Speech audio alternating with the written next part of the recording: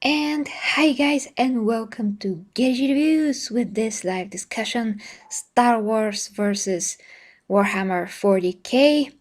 And I really wanted to do this topic for a while, and it's just a great one for a live discussion because you are here in the comments, guys. So, welcome to you, welcome to dear Clayton, dear Ivy. Well, Candy, hi to you. I think is the only one who is from India for now, at least. And joining live, Jake, Dark, hi to you. So, guys, it's Friday. I hope that you have a great Friday, and I really hope that you had a great week. And I just want to quickly mention that this wallpaper that I did for the stream is going to be available for my Primarchs members of the channel. So I'm probably going to post the link for full quality download after the stream. This is a combination, of course, of already existing images, but still, it's made for this. So why not just share it with you guys? So, Star Wars, without further ado, I just want to get to the topic Star Wars versus Warhammer 40k. I have to give you a bit of a background for when, I first learned about Star Wars and then 40k, so you know how I think and how I assess things, so to speak. So, some of you do know that I do value depth in terms of storytelling, characters.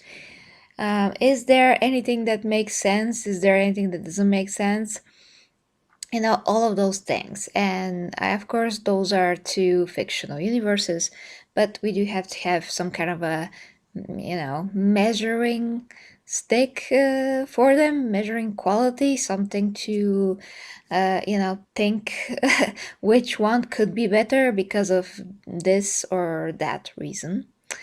So with Star Wars, with Star Wars, guys, I told that, I was talking about this before, but some of you are new, so I'm gonna say it again. For me, Star Wars started when I was a kid, but those Star Wars movies that I was introduced to were the prequels. So for me, Star Wars was the prequels.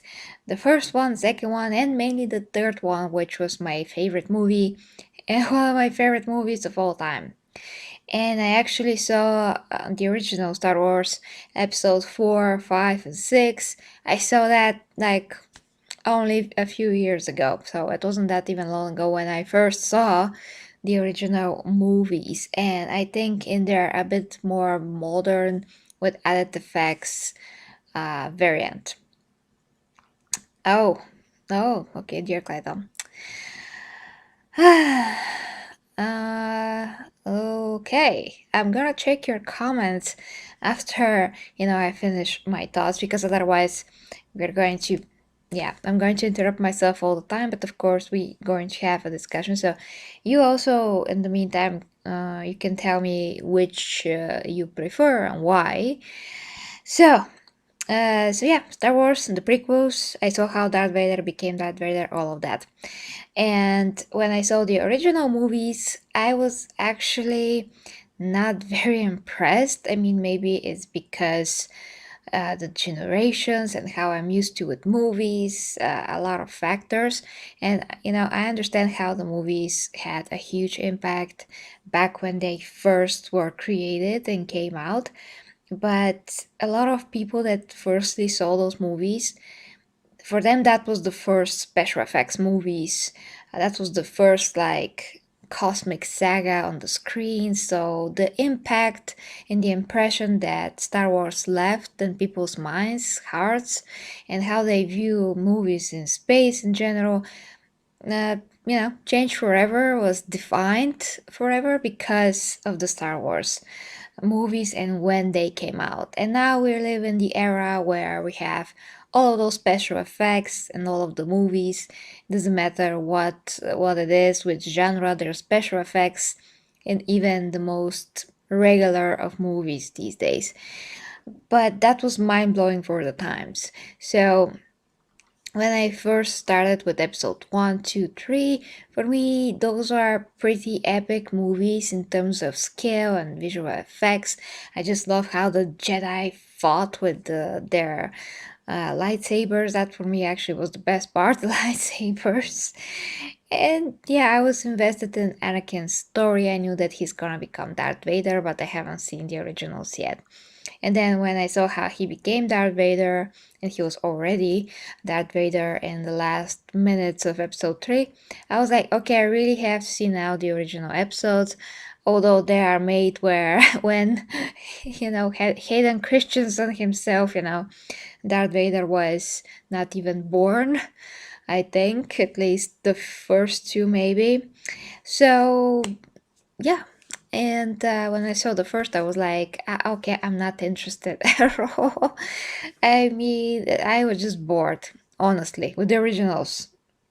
Very bored. What to do? What to do? The first movie started like Luke Skywalker looking at the distance, and then all of a sudden he was somewhere else with Obi-Wan, and I felt like it was very convoluted. I didn't understand anything. I mean, from a perspective that somebody that never saw how everything started, so to speak. Although that's the continuation of episode 1, 2, and 3, but they're so different in terms of how they're made that the disconnect was huge for me. Visually and even how they're made, everything about them, the acting, everything was so old. I couldn't connect with that for the life of me. Nowadays, I see more, about. I mean, I see more why people like them and how they connected to the characters. But when I saw them the first time, I was like, "Oh Jesus Christ! This was not explained at all." I mean, so many things were not explained and developed. The characters. If this was like coming out today for the very first time, episode 4, let's say, everybody that are critics are gonna say, "Wow, what a story this is!" Like, what is that? I mean, where's the character development? Who is this Obi-Wan guy? Why they're holding the lightsabers like they're holding wood sticks? And there's gonna be like so many criticism, but because it came out back when there was no anything like it, now it's considered classic and nobody can say anything about it. But I'm just saying how I saw it absolutely honestly, from my perspective, because I just saw it in today's times. I didn't saw it when it was out because I was not alive then. So yeah, and after I gradually basically entered Star Wars with episode 3, because yeah, like I said, that was my most favorite movie. Then I even had comic books, Star Wars comic books. I was such a fan just because, episode 3. And yeah, after that, I mean, I was very hyped, but there was no Star Wars for years. And we got then episode 7, as you know, episode freaking 8 and 9. Now, episode 7 I actually really liked. I know that a lot of people don't really like those newer episodes, they like them even less than the prequels. And some people that eventually came around and decided the prequels were not that bad. Uh, but like opinions change every year. I'm watching John Campia and people write him all the time and they say, well, John, now I consider the prequels to be not that bad. And I mean, I understand. I hear about how people change their views during time, and I also change my views. I mean, you see other things and you change your views. So when I saw The Mandalorian this year, I view the newer movies differently once again. I actually watched episode 9 like a few weeks ago, and it was a very fun time, but I found so many things to laugh at that I just couldn't. I was surprised myself that I found so many things that I was laughing my ass off, and I just didn't take anything seriously. Uh, and that was because I watched The Mandalorian in The Mandalorian season 1 and 2. They're just so good and so compelling, and there's just heart in there, and it's a bit more grounded. It's a bit more heart to heart kind of a show. And when you see somebody like Sokatano, for instance, who I never watched in the animated series, she is so well done that you immediately connect with her and you take her seriously. It's not like you see Rey on screen and she is running around the forest trying to train, and she's just so angry, and she is taking the lightsaber and she hits the trees. I mean, the way that she even holds the freaking lightsaber, it's like she's holding a banana. Literally a banana. Or like you hold a stick and a banana, and you swing it, and you swing like, you swing the banana like stick, basically. And that's so obvious in the newer movies. Just horrendous how they fight. There's a channel called Fight Autopsy here on YouTube, or at least that is his show that he does.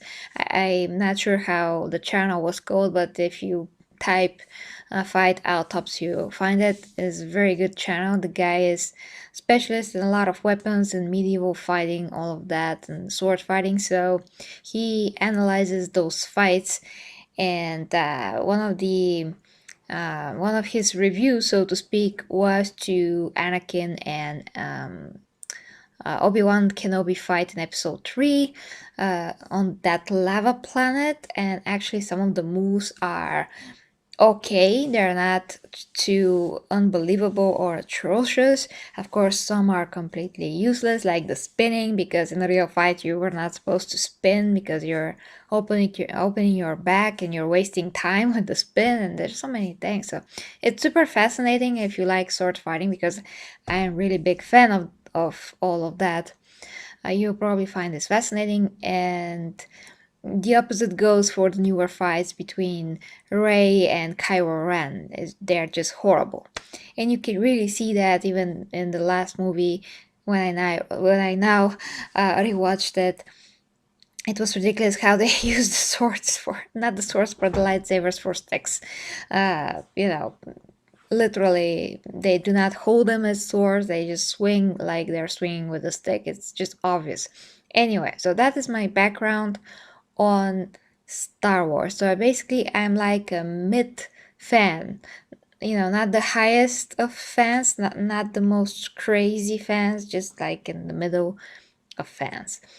Now, I'm gonna check quickly what you're saying in the comments, and then I'm gonna continue with 40K, and then the juicy part, how they are comparing, yeah, according to how I value things.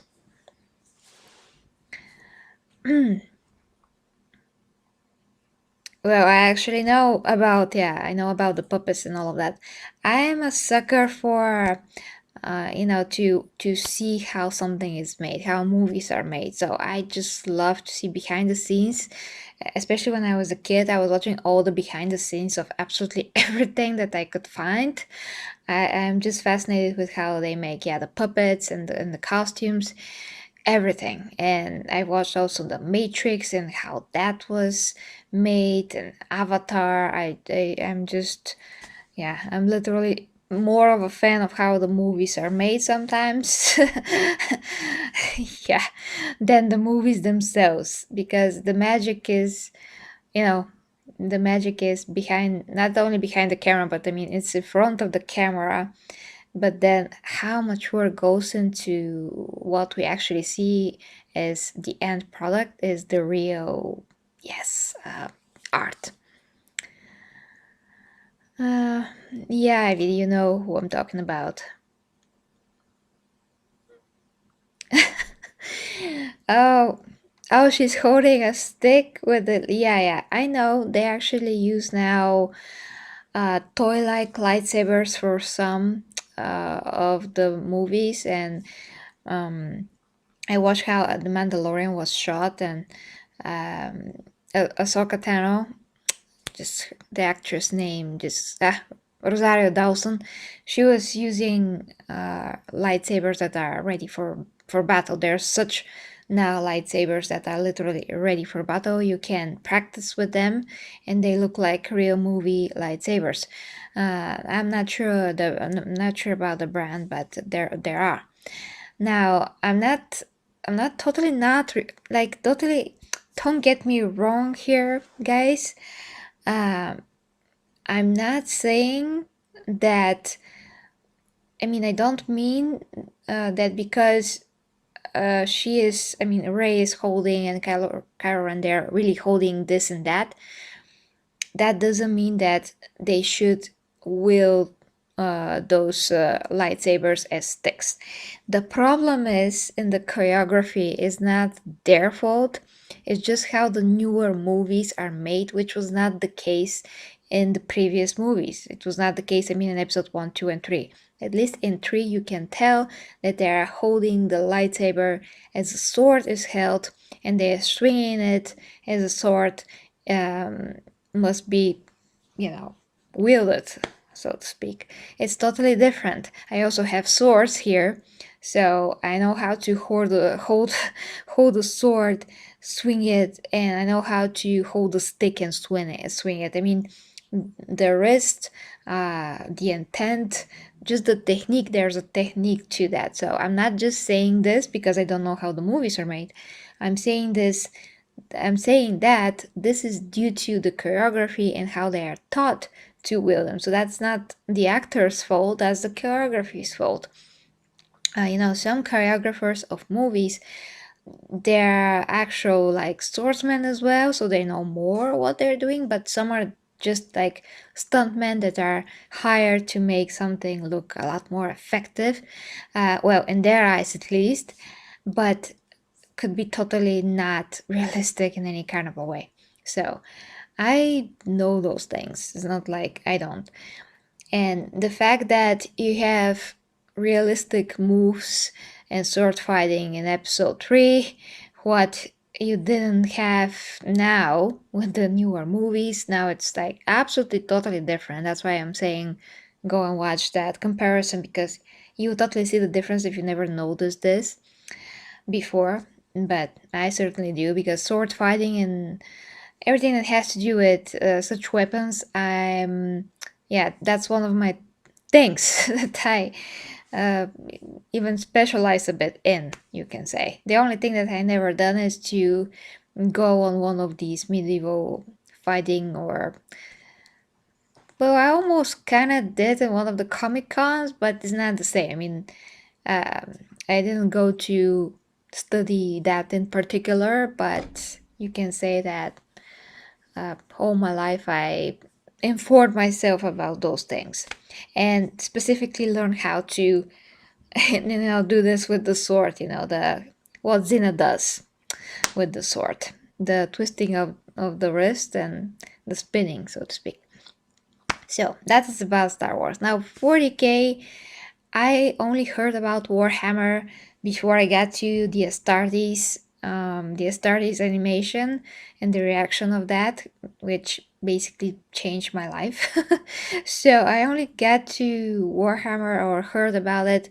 I think I heard about it before when I was, younger at some point, but maybe it was Warhammer Fantasy, not Warhammer 40K. So technically, Warhammer 40K I never actually heard of in my life. And now I understand that there's people that play the tabletop. There's people that lived and breathe Warhammer since they were kids, like Angry Joe, who had access to a table, that painted figures, all those things. Then I checked our shops here, not our shops physically, but on the internet. Turns out that they're actually selling figures here.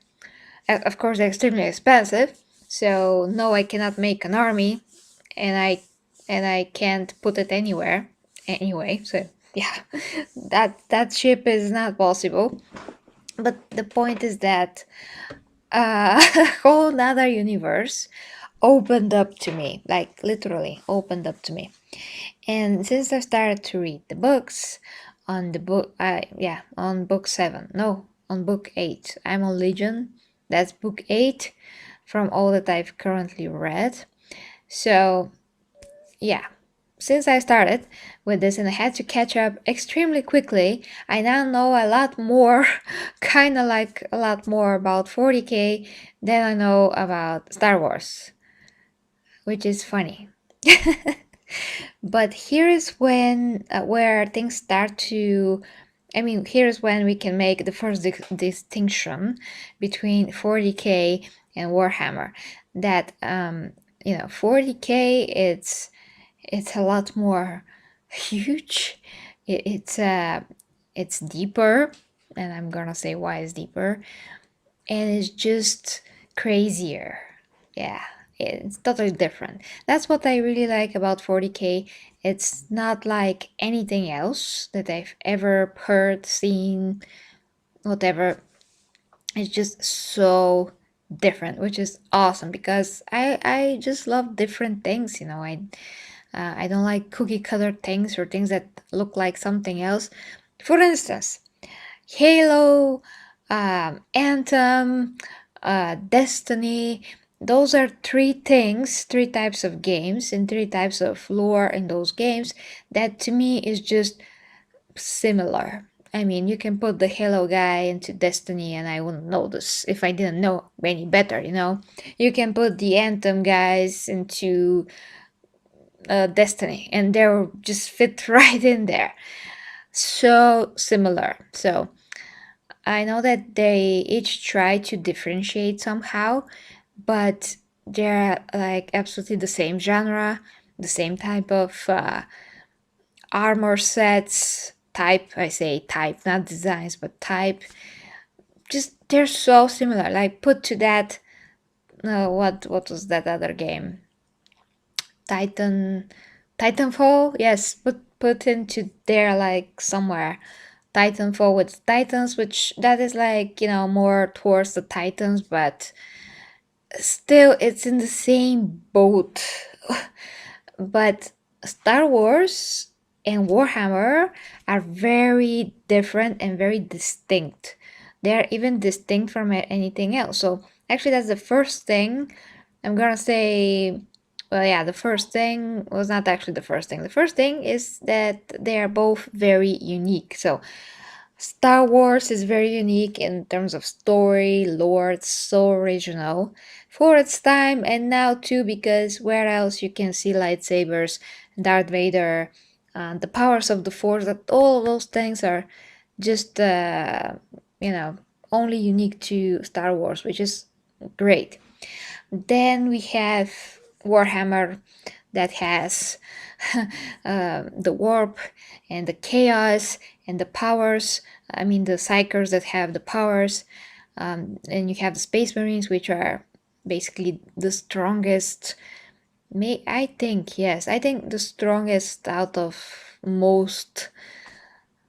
Well, yeah, the strongest, like troopers, basically, out of all fictional universes. I'm not really sure. Have to check how they compare with someone from Halo. I mean, from um, that guy. Damn it, Master Chief. But I'm pretty sure that Space Marines are stronger. I have to check. Don't quote me on that. I'm not sure. I am sure about, of course, stormtroopers against Space Marines because Space Marines are gonna blow them out of the water. I mean, anybody can kill a freaking stormtrooper. Like a cute alien with a gun can kill a stormtrooper. I don't think, I don't take them very seriously at all. So, there's no local Warhammer shops. There's just shops on the internet, basically. But something, I mean, we have a few gaming stores, like a true gaming store, like literally a few. We have Ozone and Pulsar; those are the famous ones, and that's it. So, let alone a Warhammer dedicated store. Nope, I don't think so. I think that the Warhammer that I saw was sold in like online store for other tabletop games, but a dedicated physical one, I never seen that in my life. Hmm, a Spartan Easy. Oh yeah, that's really one thing that I haven't checked. That guy from Halo versus Space Marine. That's the only thing that I actually haven't checked. I saw, of course, and we discussed the Doom guy versus Space Marine and Major Kill. He thinks that Doom guy should win. Oh, I'm sorry, guys. It's 11 o'clock, so I'm starting with the sleepiness. But other than that, as soldiers, as an army, space marines are the strongest, the most badass, and all of that. So let me get to the points that I want to make now, so we are not here, all night. So first, Star Wars. Star Wars has a good story overall. And basically, with all the animated series that are canon, they made the story like twice as big, twice as long, twice as more interesting, if you ask me. Although I haven't seen all the shows, I only seen episodes years ago, and now there are so many that I just lost count, lost track. I cannot hope to catch up, probably. But from there, we have new characters like Ahsoka Tano and Bo-Katan, which for me is super awesome. I really enjoy those in a Mandalorian, so I cannot wait actually to see them more and more. And on the side, I just love Katie Sackhoff, and I always love Rosario Dawson. And her in this role, she looks absolutely perfect, like amazing. But that's another topic. The point is that Star Wars, before all of those animations were made canon, really does not have such a deep lore. You really have the Skywalkers. You have the story about Darth Vader, how he became Darth Vader, how the Force works, which still changing and evolving, especially if you count the new movies and the healing powers and all of those added powers to the Force. And that's kind of normal because this is not a TV show. In a movie universe, you only have a few movies to develop the whole lore. They don't have any books before that or anything like that. So in every movie, you can add something to the story that it wasn't there before. It makes sense from that point of view. But then Star Wars also has comic books, and yeah, and oh yes, I almost forgot. The new show, the new show. I mean, The Mandalorian, and the games, and some of the games are also canon. I played Force Unleashed. That was years ago. With that actor from Days Gone. I always forget his name, but he is awesome. So that was a great game. I have amazing memories from it. And the new Star Wars game also is pretty awesome. So in terms of lore, in terms of depth, there's some wisdom. From my perspective, there's really some wisdom in, let's say, what Yoda says. I mean, things about the Force, everything about the Force that's connected to the Force has some kind of a wisdom to it. The problem is that they kind of go and pull things out of their butt sometimes. In the movies, in the newer movies, like the healing powers, that, as far as I know, were only mentioned somewhere in the animations, and they were never meant to like heal someone completely or heal them to such an extent that they just die. The other thing is how Luke died and how he exhausted himself when he died, and then Leia exhausted herself and died. That also, I mean, before the new movies were were a thing. I didn't know that you can die from that. So overall, guys, they just made up a lot of stuff, and I don't have anything against that, but there's just not a lot of time to establish how the Force really works. So overall, Star Wars is not as deep, I don't think, as Warhammer. It's just a bit more on the surface. Like, once again, there's a lot of wisdom in the Force and some of the things that Yoda says, but other than that, is just like a vast universe. There's a planet there. You only see that the planet has sand on it, so you think, well, the whole planet is a sand, probably. They treat each planet like it's this city or that city, and you think that the whole planet is looking like this. That's always something that I wondered. If you go anywhere on Earth, for instance, if you go like here in Bulgaria and you're here, you'll be like, oh, okay, this is something new. This is like totally another world. Then if you go to Africa and you dropped in Egypt, you'll be like, wow, this is like totally different planet. You know what I mean? Totally different world. If you go to the Amazonian somewhere, that part, in the jungle, and you'll be like, wow, what anaconda. That's from the movie with Jennifer Lopez. I'm kidding.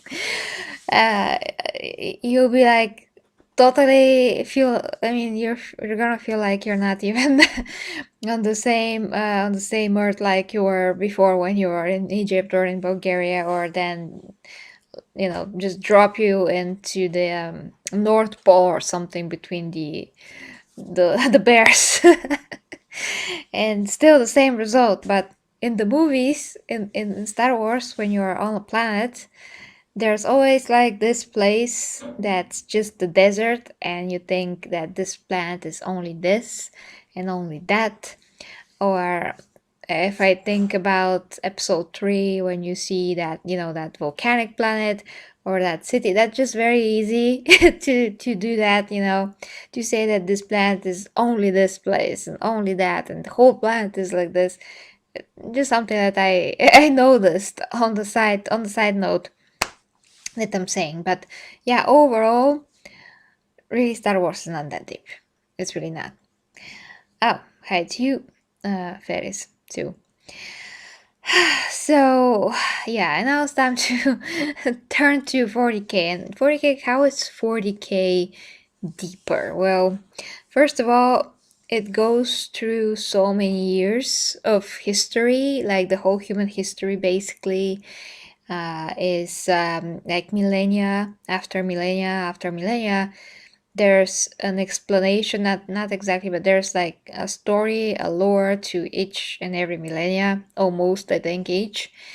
When the emperor was born, how he witnessed history, then the periods of history, like the age of strife, for instance, men of iron, then how that changed, then after, how humanity progressed and degraded at the same time, how the emperor rose to power, then how he had to be put on the golden throne because of the heresy, the primaries, the relationship with chaos.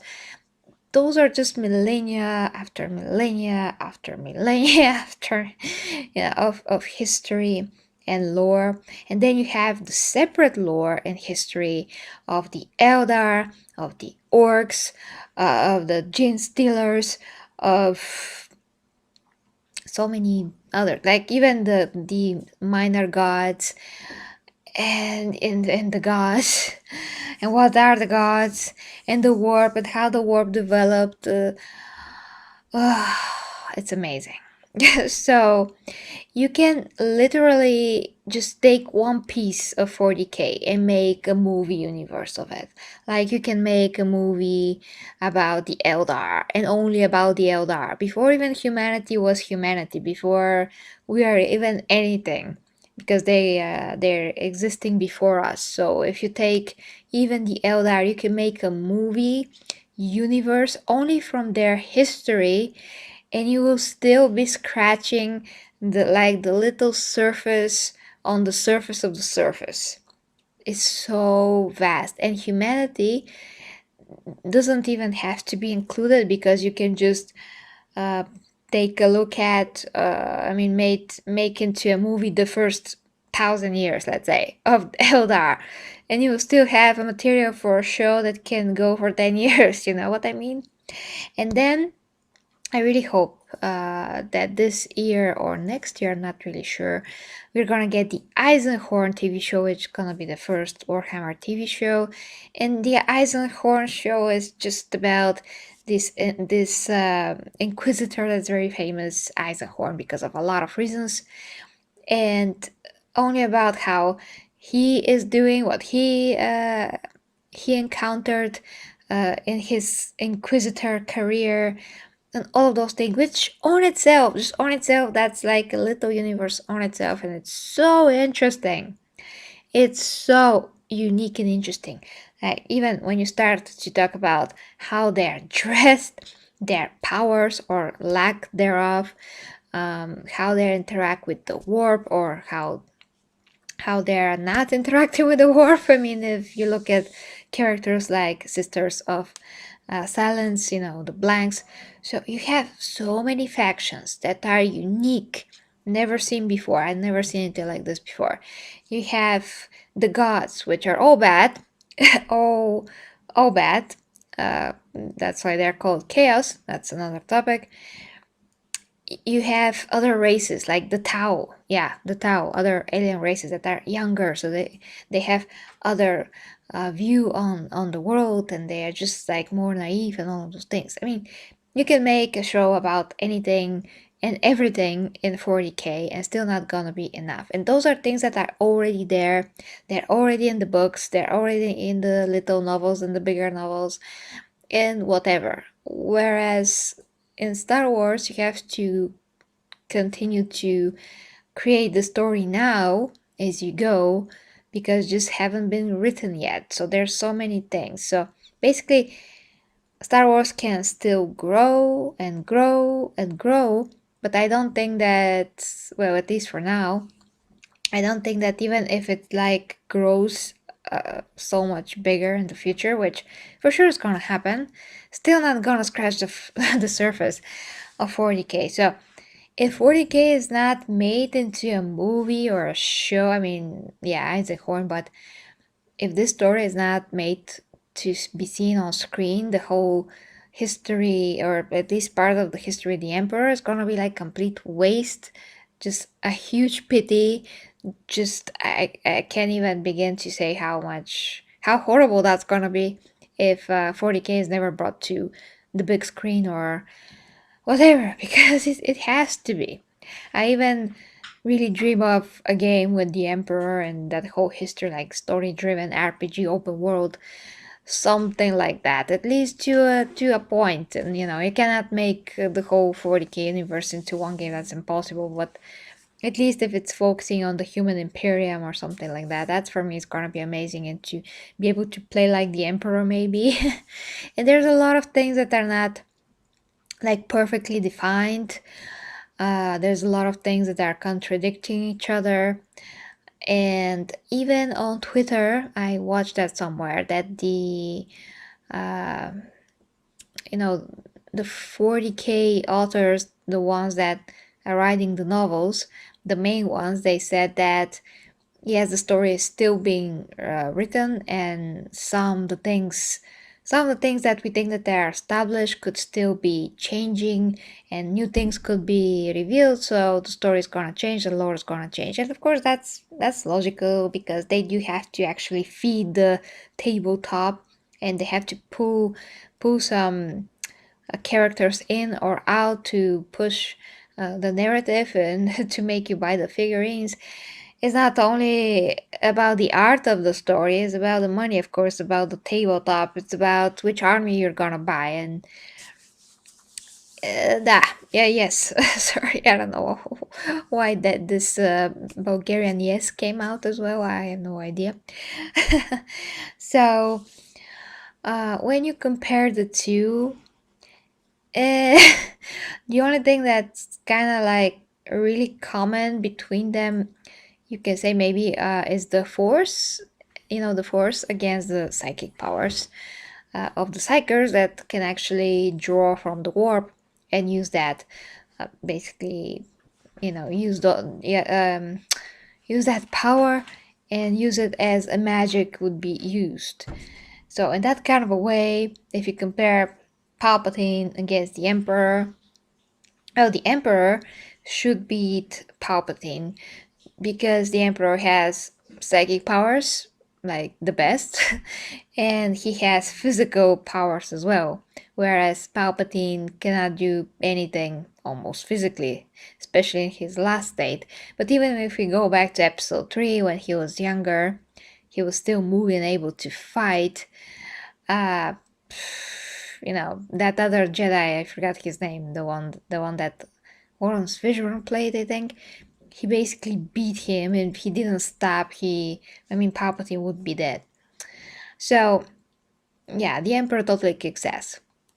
He kicks ass hard, especially if he doesn't hold back like he did here with Horus. So in 40K you have the physical strength of all the all the warriors. When you start from the Emperor, the Custodes, the Primarchs, and then the Grey Knights, the Astartes, all of those guys, even the Sisters of Battle, and even the Sisters of Silence. And you have the Psychers, especially those that are Psychers and the Warriors. So you have both beings that are capable to fry your brains out and to kick your ass to the moon. You have both things going for them, and they're all extremely strong, extremely good, extremely everything to the extreme. Everything is to the extreme in 40K. That's why maybe in today's times it's going to be very hard to be brought on screen without offending millions like snowflakes that do not understand the nature of 40K, that's grim dark and all of those things. They're gonna be like offended even before it comes out. I hope that's not the case, but yeah, I don't know. You really have to go pedal to the metal when you're doing 40K, because otherwise it's just not gonna be 40K. You have to do it right. If it says in the book, well, you cannot. In the books are very graphic, especially at some points. But if it says like that somebody got his throat pulled and then his limbs were somewhere, all of those things, you have to somehow do that and censor it to a point. But censor it, just not put the camera on that on that view like all the time, non-stop, but still to acknowledge that thing happened. So it's fine. That's fine, but it's accurate to the lore and to the story. But yeah, guys, if you compare the two, you can bring yourself to love the two. Both of them, because they're just unique by their own, and they have their own merits to them, their own qualities. Like if you say I love chocolate very much, but I also love caramel very much. Now, I love chocolate more than caramel, but caramel is so unique and so delicious as well on its own. So it's the same with those two universes. One could be more delicious than the other, but they are both very, very fascinating on their own. That's just very important. Now there's also, since I started with 40K, some of you said to me, well, since I found out about 40K, some of you, not I, not this is not me, somebody else is telling me this. Since I found out about 40K, Star Wars looks like kids show or something. And I'm like, yeah, from one point of view, yeah, Star Wars does look like a kid show when you compare it to 40K. But that doesn't mean that it is, or that doesn't mean that it could not still be for adults, because 40K is just like to the extreme. That's not even something to consider it. To compare it, it's just not fair to compare it in that kind of a way, whether this is for kids or this is not for kids. 40K is not for kids. Star Wars could be for kids, so that's kind of a difference there. 40K could not ever be for kids, but Star Wars could be for kids, and it is actually in a lot of ways.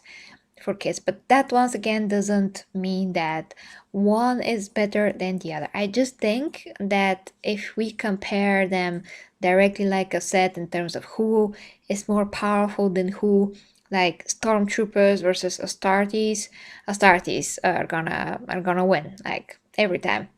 Um, their ships against their ships, I mean Imperial ships against the Imperium 40K ships, I'm not sure. They're kind of different in terms of technology, but they also have shields and they also have big weapons.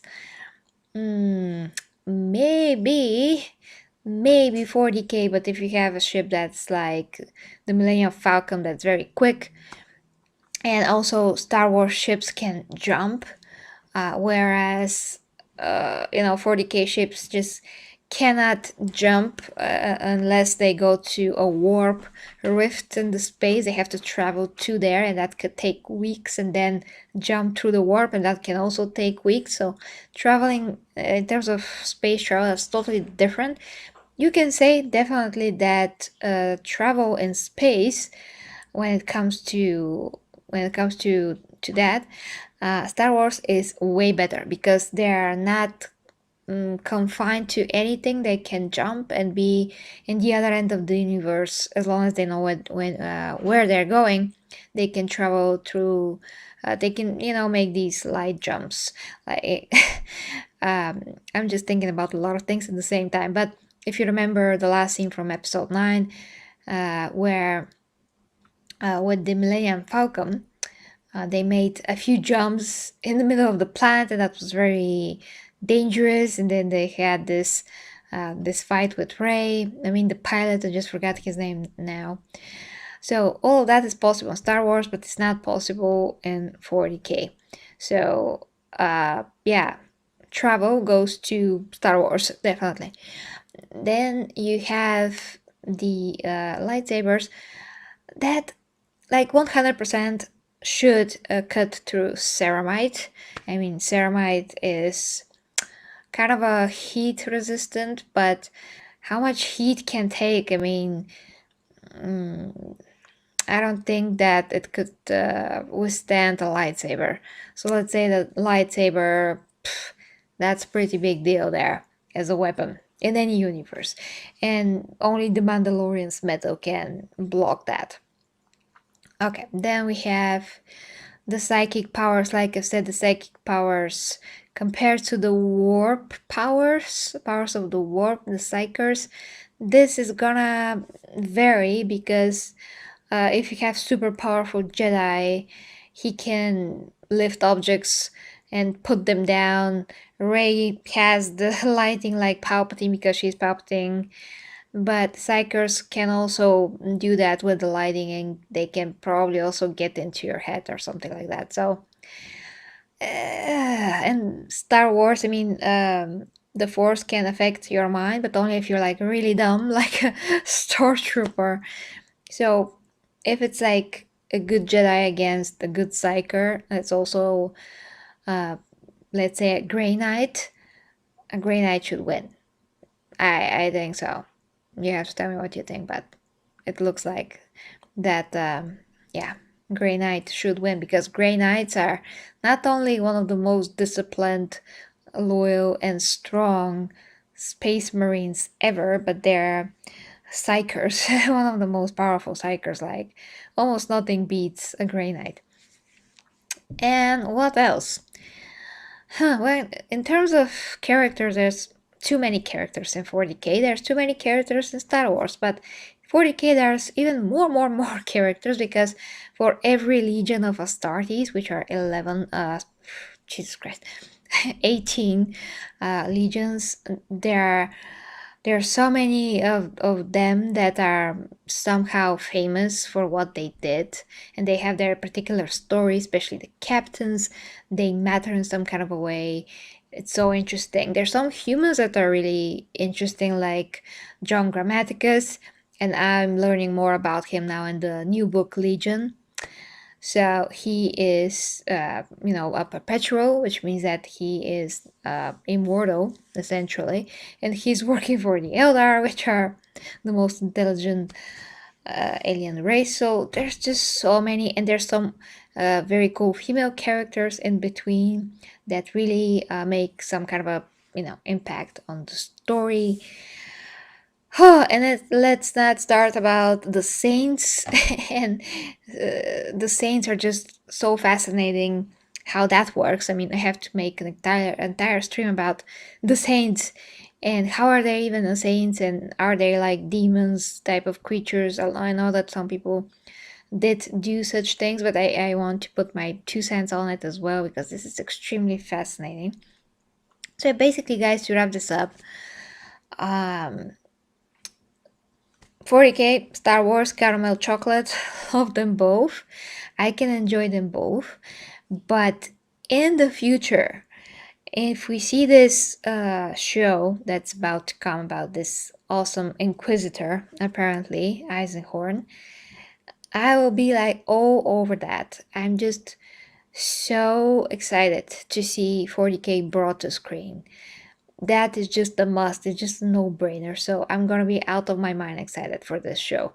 And then if we ever have it on a on the big screen, I just my hope is that 40K is gonna be developed as Star Wars someday, because it does deserve to be developed to the furthest extent to what is possible, and it's endless amounts of stories that could be told, and they're all good. Now, I'm not saying actually that they're all like super meaningful, because you know how in 40K there's only war. That war and the manipulation behind it from both sides is just so huge that you you just feel very upset. Sometimes you can feel very empty inside when you listen to the story, because you're like, okay, nobody stops and asks the obvious questions, and they're all following some ideology. And because they do follow blindly a particular ideology, they're in war and they are totally lost as as beings. They're just, no, give me that, no, give me that, no, this is mine, no, this is mine, no, my side is better, no, your size your side size your side is better. It's just so ridiculous, like children, like they're totally degraded from inside, and just it's really sad to see the lack of wisdom, but the rise of technology. And at the same time, that's technology that they don't even understand correctly. So, at the end of the day, they're like empty almost. And from one side, some of them do have noble qualities, but they are fighting for a cause that they don't even know all the angles of it. So, they're soldiers sent to the slaughter because of the ideology of one man, and from the other side, soldiers are still sent to to be slaughtered, but is because the agenda of particular beings. And it's like, once again, mine, yours, mine, yours, mine, yours. And this only leads to death, destruction, uh, lack of development, stopping or completely destroying any chance of any development in any kind of a direction. And yeah, it's dread, it's negative, and all of that. So that's the downside of 40K. In Star Wars, at least you have hope, and you have the good guys, the Jedi. Though they're almost destroyed, there's still like a light at the end of the tunnel, and you see that some of them that are alive and survive there, they have potential. There's something special. They can continue on, like Baby Yoda, for instance. Uh, Goku, I think so. You have the Mandalorian, which the Mandalorians are a faction that were not fleshed out up to this point. Now we learn more about them, about their world, about their ways, about their. They're also very dogmatic, so that's kind of a minus. If they're not looking outside the box, they're still gonna be victims of the same downfall, like all the other factions, like the Sith, who again have their downfall because they're still stuck into that negativity and the dark side of the Force, and they want to dominate and just oppose everything onto everybody, their will. And all of that, once again, dragging the carpet towards yourself, that's the expression that we have here, just leads to distraction and death and all of that. So you have a lot of things to think about. So if you zoom out and see both universes, you can actually map those things out, and you can take the lesson from both universes that if people, like no matter which people, if people behave this way and all factions or parties think that they're right, at the end of the day nobody wins, because they're all very into like one mindset, like a horse with lids on its eyes, just cannot see from the sides, can only see forward, and that just limits the view, like literally. I'm gonna just give you one quick example. Sorry, I hit the mic before I go. So when I was a kid, I studied karate Shotokan for a bit. And then there was this kid which he was black belt kudo, black belt on kudo, and that is very like first contact. I mean, not first, but you know, contact, full contact hits. It was not like just marking like in karate Shotokan. And I trained with him, and I was white belt, but I trained with him, and we fought a lot, and my whole like forearms were blue and and purple because of all the hits that I blocked all the time. And the point is, then back then my brother was really into MMA and the UFC, and he was telling me how there are mixed martial arts, and I didn't know what was that back then. I mean, I didn't know that uh, you were supposed to know more than one martial art, so you can be more well-rounded fighter, and you can be both up and on the ground so you can know how to defend yourself both ways. So then he explained to me that it's not enough to know one fighting. And I was like, oh, but my brother, karate has the answer for everything. If you hit me from here, I'm gonna block from there, and if you hit me from here, I'm gonna block from here, and all of that. But I was a kid, so what do I know, right? I found out right away actually that he was trying to say that when you know more, that makes you more just specialized, makes you better. Because if you only know karate and you think how to make a stance in the middle of the streets, if someone attack you, God forbid, what, he's not gonna wait for you to make the stand of karate like they do uh, in the Power Rangers movies or TV shows. They're just gonna hit you in the face, let's say, or worse. So you have to know practically, in a practical way to defend yourself, and to have the skills and the moves for that, and not to wonder like what stand to just wait, criminal, I'm just gonna do this, like, okay, I'm ready, like that doesn't work in real life. But then I didn't understand that, so then I understood that. So the point is that if you only teach yourself one way of thinking without understanding the other points of view, the other things that exist, without having this understanding, you'll never be as smart as you think that you are, because you are putting restraints on your own self. You're closing your own eyes to all other things. That doesn't mean try everything. That means learn about whatever you can and try to understand that. It could be bad, it could be wrong, but at least you could form your own opinion then, and know how, what position you can take towards anything in life. But when it comes to 40K in this instance, for what humans do is like, we hate Xenos, which Xenos are the aliens in that universe. So we hate all Xenos, and all Xenos must die. Whereas those Xenos, they have their own planets, their own culture, and they just want to be left alone in most cases, and they just want to live and to develop on their own. They don't want somebody to meddle in their business, in their lives, and to just come from outside and conquer them, because the emperor had this perfect idea of how the Imperium should be, and each and every planet that he sees has to be a part of his Imperium. They cannot live on their own terms. They have to live how he wants them to live. And that is evil on itself. And that is not understanding and not having compassion with other races or people or whatever.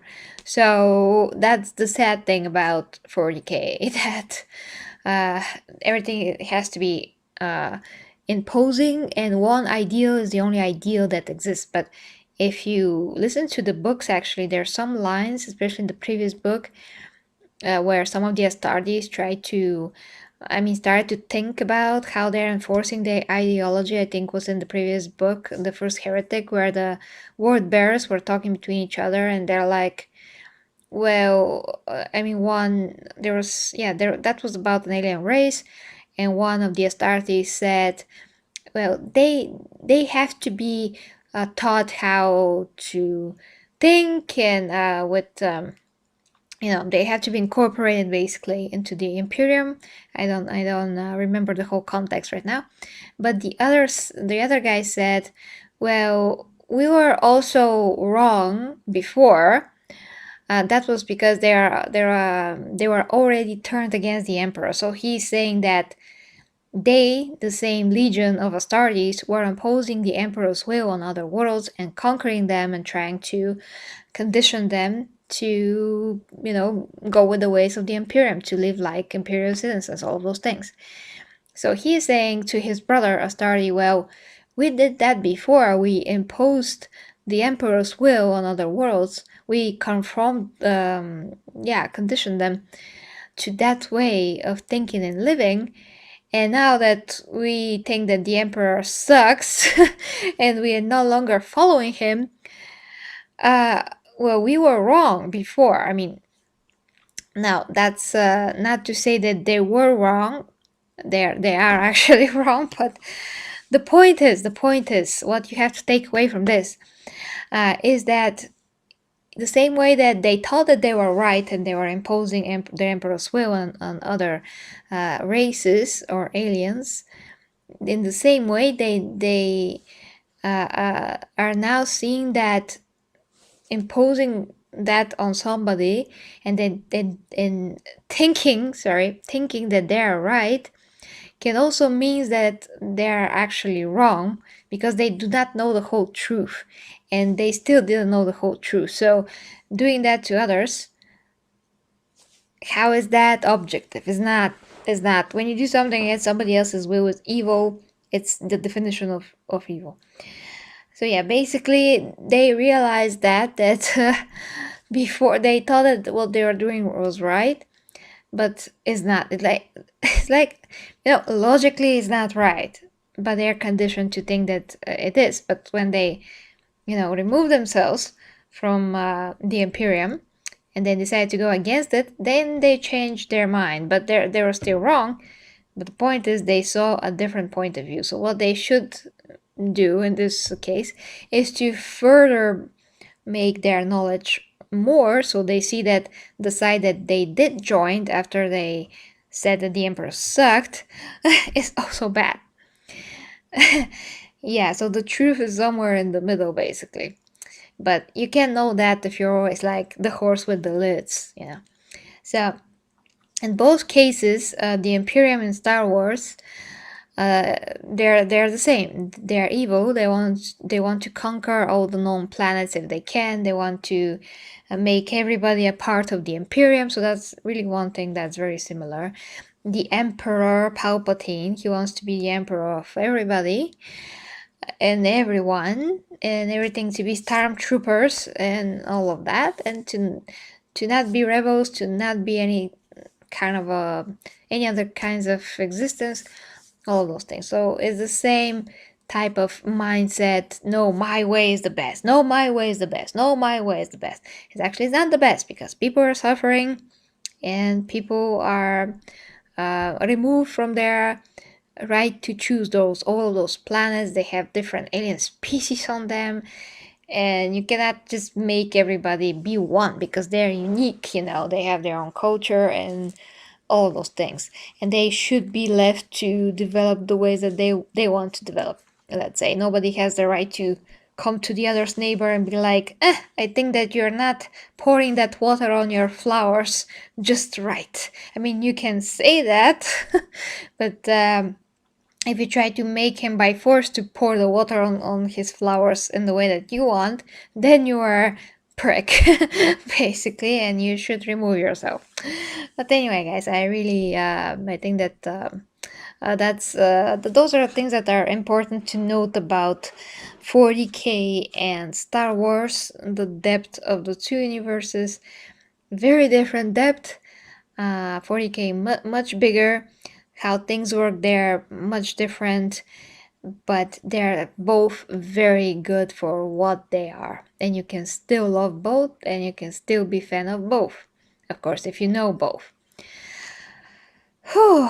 So let me first just check what your guys are saying, then I have to wish you a good night because it is late. But I saw that you did have some conversation here in the live chat. Oh, Sand, hi to you. I did cover, sorry, I did cover Resident Evil yesterday. You can watch my trailer review, is here on the channel. I didn't cover the gameplay yet, but I did cover the trailer. Yeah, by the way, Warhammer Fantasy is something entirely different. It's much more like Lord of the Rings. So I love stuff like Lord of the Rings, and from that aspect, I really want to get into it. But how can you study both things in the same time? I mean, I didn't do any other things, but I always do something other thing on top of other things. So I can't start with the fantasy yet, but Warhammer Fantasy is something else that deserves to be put on screen, especially with the god there, which is very good god as well. So cool. And there's other gods as well. And the elves that look like Lord of the Rings elves. They're so cool. Um,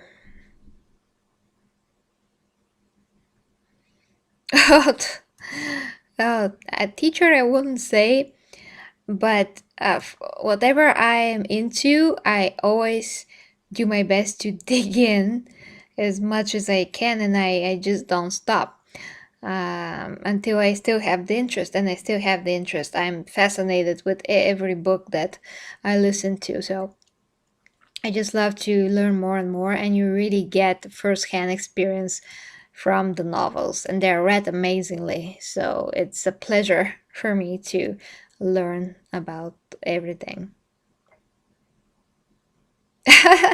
A book. Oh no, it's too early for a book. But I love to make psychological profiles of the Primarchs because they are really interesting characters on their own. Ah, Palpatine, yes.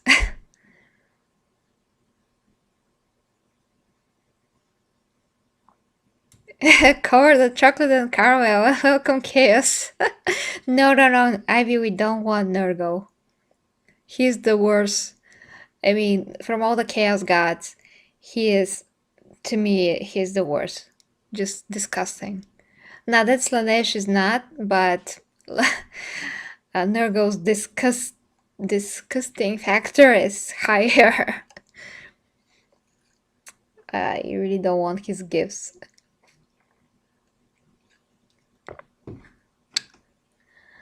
Hi to Cine, by the way. Oh, Star Wars miniatures. Yeah, I always dreamt to have a lightsaber. But before they were not, those lightsabers that now are possible, the fighting lightsabers, that's so epic. I would love to have that. They're probably too expensive. I haven't even checked, so just gonna just gonna leave it in a list to things to have someday. Uptake, hi to you. Sorry that I just say hi to you.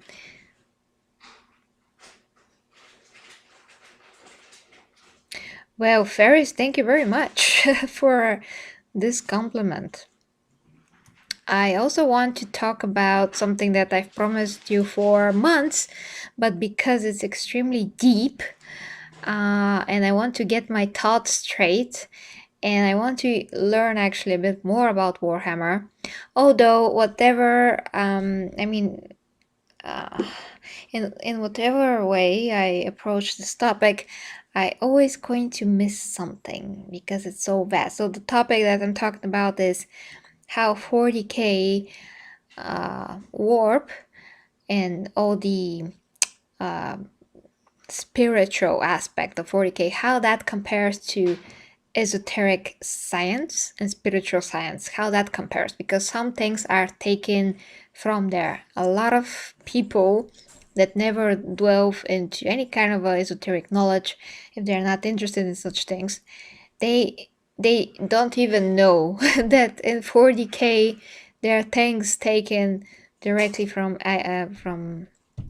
spiritual science. So I think that for some of you this could be interesting topic because you can't even begin to make a research on that. It's gonna take you months, to the very least, to see how many things in 40k are actually either the same, similar, or totally the opposite compared to spiritual science. So that's something that I can do.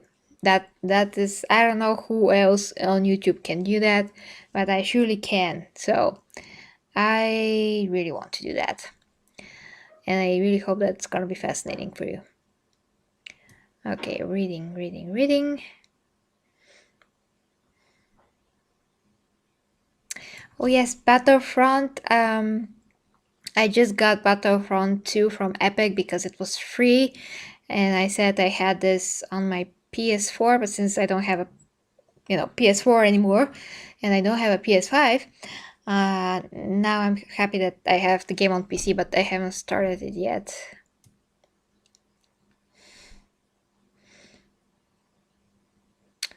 Oh, Creator Samurai Jack. Oh, damn it. That reminds me, I have to finish Samurai Jack. I haven't seen the last episodes yet. Oh, you got hungry? Okay. Mace Windu, yes. Okay, finishing reading.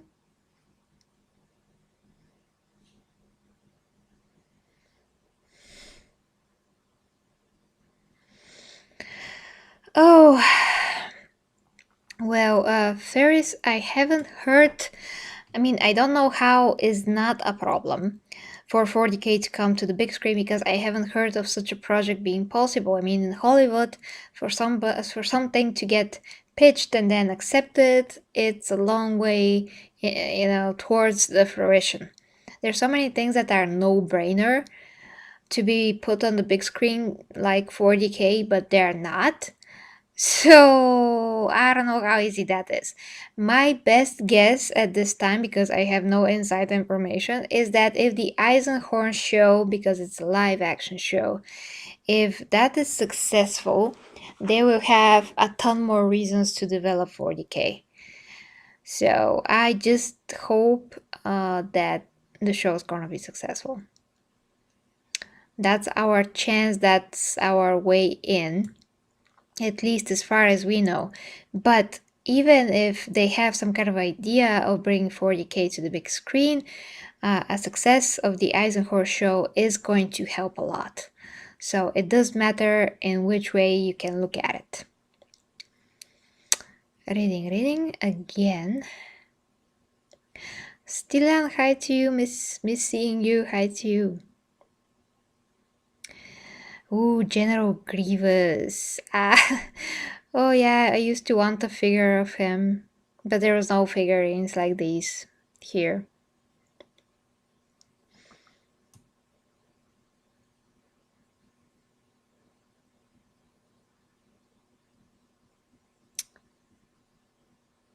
Well, oh, Bruce Lee. Bruce Lee is the best. Actually, the sad thing is that a lot of people that are a lot older than me have no idea about, who Bruce Lee was, did, and all of that. But I made an extensive research and I learned a lot. My uncle had two books of Kung Fu with Bruce Lee on them, and I studied some of the techniques on my own. That was before I even started the karate. So I basically studied some kata poses. I'm not sure if they're the same name as karate, but all of those poses and moves that you do to learn the moves and to learn how to position your body and the kicks, all of that. And it was really working. It was really working for me. So that made transition to the karate a bit more easier. Although what I studied was kung fu. Now Bruce Lee had his own style that he created out of everything that he knew. Kung fu. That's another story. But yes, Bruce Lee. I can talk about Bruce Lee all night. Uh, and his son was also a very, very unique, talented guy. So, Sant, I'm happy to see you here. Lord General Hudson. Hi to you. That sounds awesome. Karate, Aikido, Akijitsu, Ninjutsu, I know, but Aikijitsu, I'm not sure. Yeah. Some. What? Some of them founders of modern karate. No. What do you mean? Karate exists before that. Long before that. And how they can how they can do that when he did not taught karate. Like karate is nothing against what Bruce Lee had to offer with his style, because his style literally is the mixture of all the best techniques that actually work from the other martial arts.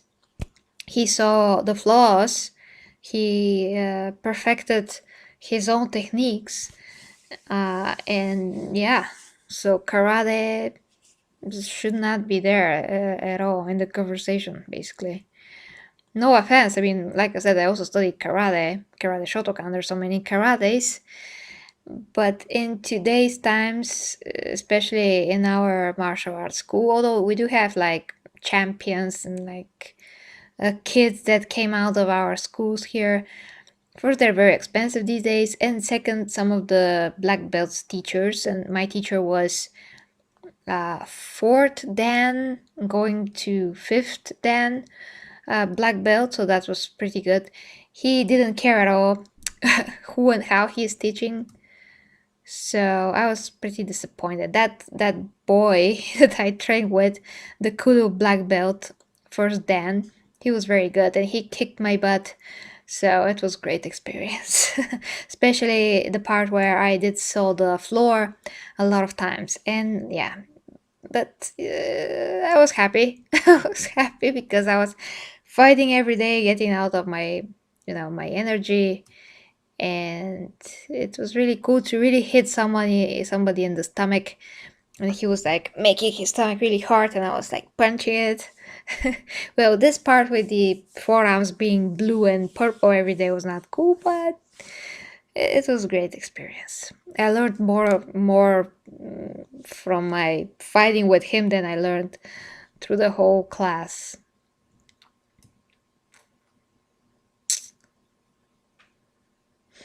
Hmm.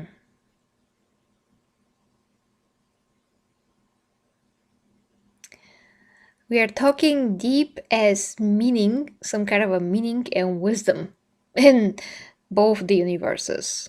So yeah, I'm really starting to get tired here.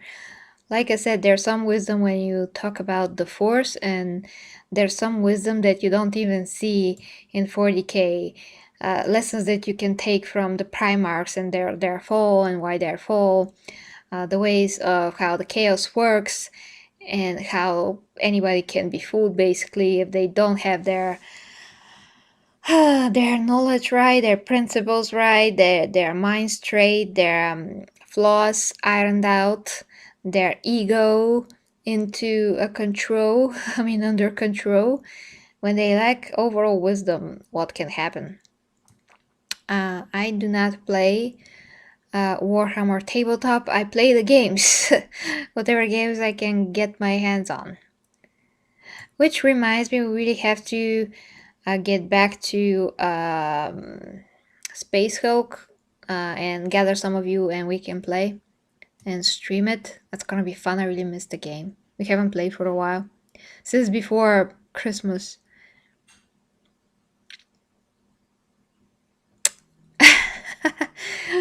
Oh, that's very funny, Lord. But you do know that your armpits are gonna be rotting, filled with insects all the time. So it's like, you know, being happy about able to scratch a body part that no one, even not you, would want to actually have in your right mind. So that's not really a benefit if you ask me.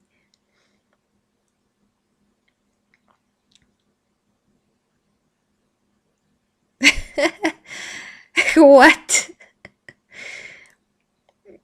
Release the Norgor every night? Oh, I can't even every now and then. No, it actually can, because Norgo uh, Marines, they are they're plague bearers. They're plague Marines. They carry plague. So if they just fight with you, you're gonna be infected, and that's not going away.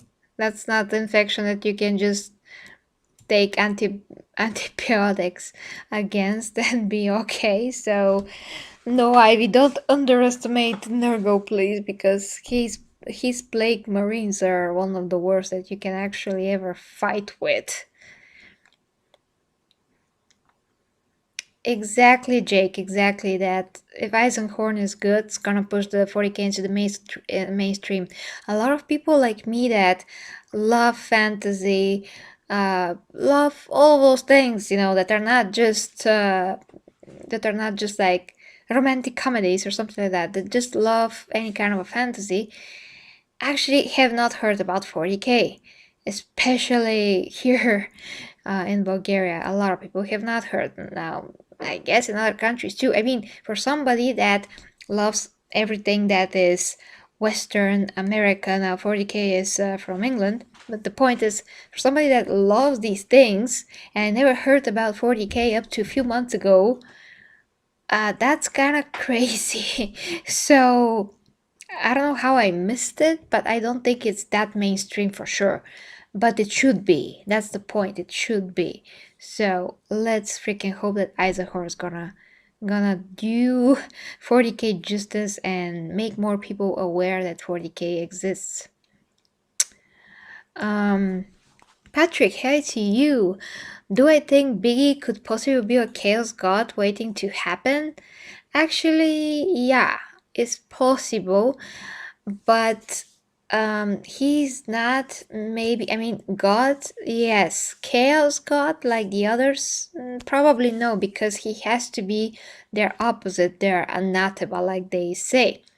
So if he is their anathema, that means that he does carry charge, he does carry a spark or something within him, makes him totally different in nature.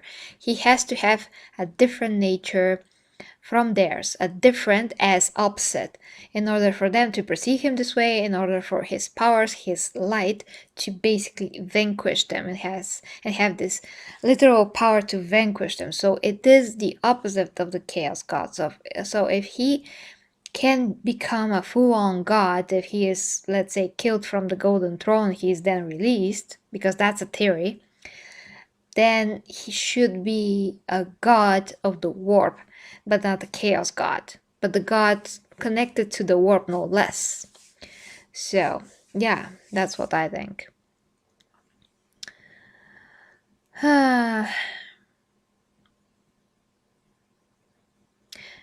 He trained with Bruce Lee.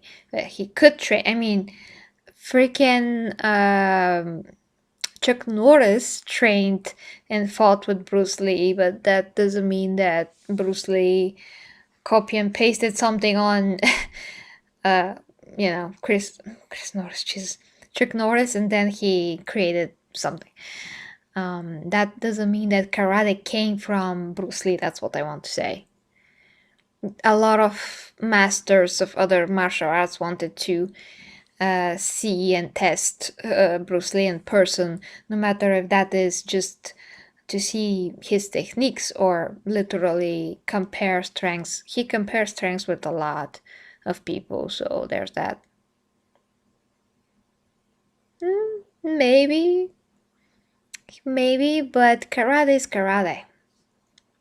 So yeah.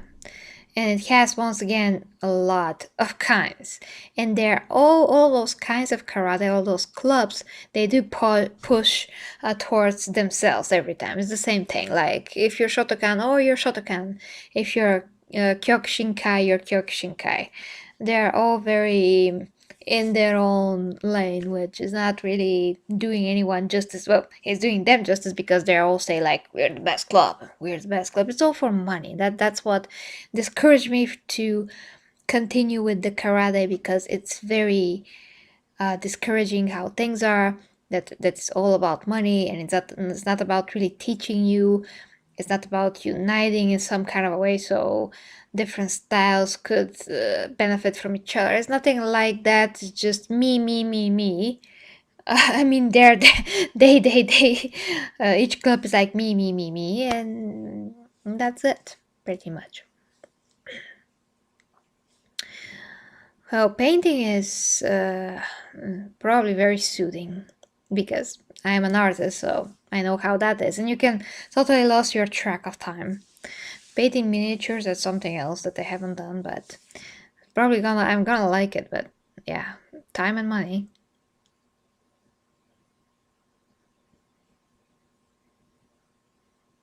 No, no, no. No to go, no, no, I mean, no. Get away from him. Faster, faster. Yeah, thanks, Patrick. Okay, finishing your last comments, guys, and I have to go. So say if you have anything to say it now.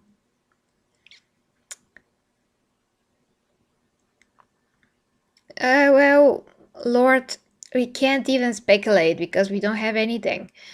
Uh, anything to go by. We don't even have the show yet, so we can't say if it's gonna be, um, middle finger or anything like that. I mean, what I said like 30 minutes ago is that if they're gonna make a 40K anything movie, and if there is like a graphic scene, they should honor that and do it like is described, but not necessarily show it completely. You can still know that somebody is dismembered, let's say, but you don't need to have the camera linger on that for 10 minutes, like in some shows that are created for shock value, like Spartacus, let's say, which some of those blood scenes were absolutely ridiculous, over the top, and it just takes you out of the movie and totally destroys the meaning, because it just becomes this shock after a shock after a shock,